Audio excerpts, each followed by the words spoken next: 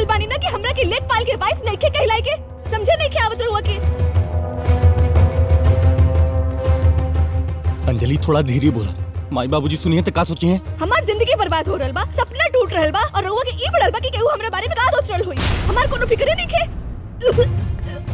अंजलि का भइल? अंजलि माई हाँ बेटा। माई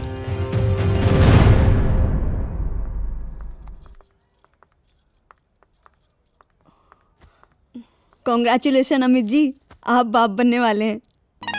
ध्यान रखिए इनका। जी थैंक यू डॉक्टर साहब। ओके जी।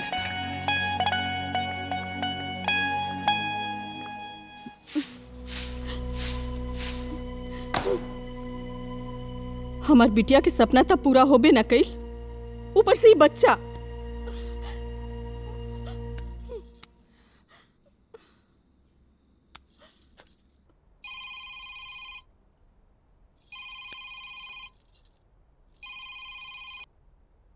हाँ माई गोड़ लागत नहीं।